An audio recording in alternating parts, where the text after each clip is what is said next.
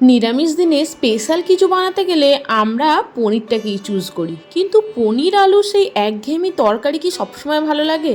বিশেষ করে নিরামিষ দিনে কোনো স্পেশাল যদি দিন পড়ে, এই ধরো কারু বার্থডে, সেক্ষেত্রে তো একটু স্পেশালভাবে বানাতে হবে।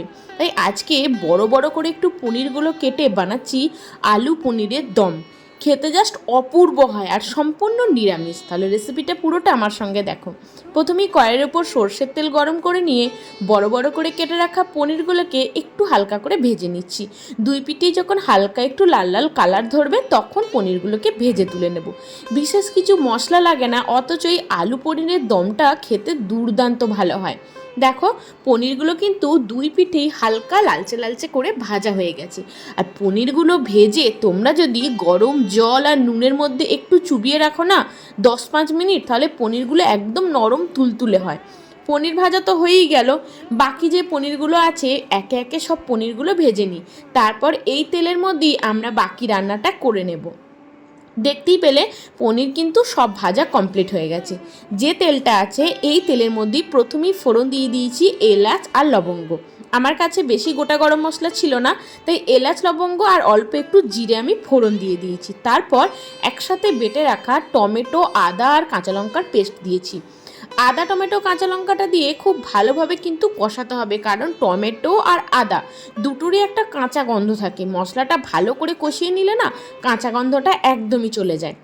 বেশ কিছুক্ষণ নাড়াচাড়া করে কষিয়ে নিয়ে একে একে যে শুকনো মশলাগুলো, যেমন হলুদ গুঁড়ো, জিরে গুঁড়ো, যদি লঙ্কা গুঁড়ো দিতে চাও এই সময় কিন্তু দিতে পারো। আমি কিন্তু এই রেসিপিটায় আজকে কোনো লঙ্কা গুঁড়ো দিইনি, কারণ টমেটো বেটে যদি কষিয়ে রান্নাটা করতে পারো রান্নার কালার এমনিই ভালো আসবে।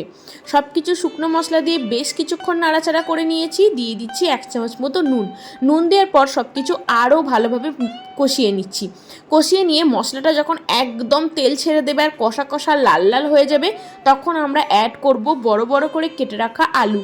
হ্যাঁ, আলুর দম বানাতে যেমন বড় বড় আলু আমরা কাটি সেইভাবেই কিন্তু আলুগুলো কাটতে হবে, তবে এই রেসিপিটা খেতে ভালো লাগবে।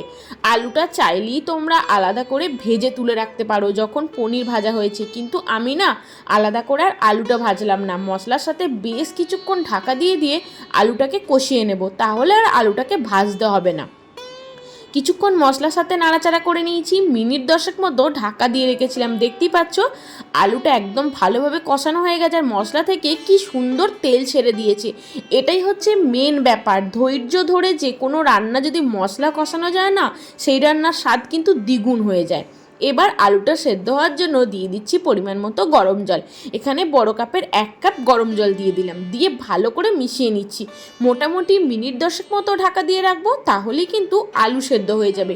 আর এখানে যদি মনে হয় নুন একটু দরকার, অবশ্যই কিন্তু নুন দিয়ে দেবে, নুন দিয়ে ঢাকা দেবে। চলো 10 মিনিট মতো এটাকে ঢাকা দিয়ে রাখি। মিনিট 10 পর ফিরে এলাম। আলু কিন্তু একদম সেদ্ধ হয়ে গেছে, তোমাদের দেখিয়ে দিচ্ছি। আর গ্রেভিও দেখছো কি সুন্দর একটু ঘন হয়ে গেছে। যেহেতু আলু পনিরের দম বানাচ্ছি, এক্ষেত্রে বেশি গ্রেভি কিন্তু একদমই লাগবে না। আলুটা বেশ নরম হয়ে গেছে।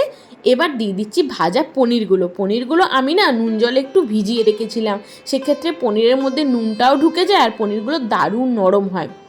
পনিরটা দিয়ে আলুর সাথে ভালোভাবে মিশিয়ে নিচ্ছে। আর যদি তরকারিটা একটু মাখো মাখো করতে চাও, আমরা বাঙালিরা তো অনেক কিছু টিপস জানি, 2-1টা আলু খুন্তির সাহায্যে ম্যাশ করে দিও, তাহলেই তরকারিটা একদম মাখো মাখো হয়ে যাবে, যেটা খেতে খুব ভালো লাগে। আলুর সঙ্গে পনিরটা মেশানোর পর খুব ভালো করে কিছুক্ষণ নাড়াচাড়া করে নিয়ে এবার দিয়ে দিচ্ছি সবশেষে চিনি কিন্তু আলু সেদ্ধ হয়ে যাওয়ার পরই দেবে, না হলে আলুটা সেদ্ধ হতে প্রবলেম হবে। নিরামিষ রান্নায় একটু চিনি দিলে নুন মিষ্টির বেশ ব্যালেন্স হয়।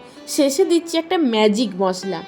গোটা গরম মশলা বলতে আমরা যে মশলাগুলোকে জানি, এলাচ, দারচিনি, লবঙ্গ, জয়িত্রী, জায়ফল, একটু শুকনো লঙ্কা, সব কিছু শুকনো খোলায় ভেজে নিয়ে এই ম্যাজিক মশলাটা আমার তৈরি করা থাকে। যে কোনো নিরামিষ দিনে অল্প একটু দিয়ে দিলে না দুর্ধর্ষ স্বাদ হয়।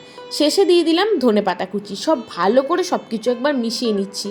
এত সুন্দর গন্ধ উঠছিল না। নর্মাল আলু পনিরের তরকারি যদি খেতে খেতে বোর হয়ে যাও, এইভাবে একবার আলু পনিরের দমটা বানিয়ে নিও। আর হ্যাঁ, ম্যাজিক মশলাটা কিন্তু বাড়িতে আগে থেকে বানিয়ে রেখো, তাহলে যে কোনো নিরামিষ দিন এটা বানাতে পারবে। চলো মশলা ধনেপাতা সব কিছু দিয়ে একবার সব কিছুকে মজিয়ে নিই। দু একটা আলু কিন্তু আমি ভেঙে দিয়েছি, তরকারি একদম মাখো মাখো হয়ে গেছে। আর দেখতে যতটা ভালো হয়েছিল না, খেতেও কিন্তু ততটাই ভালো হয়েছিল। এটা আমি সার্ভ করেছিলাম বাসন্তী পোলাওয়ের সঙ্গে। রেসিপিটা কেমন লাগলো অবশ্যই জানিও।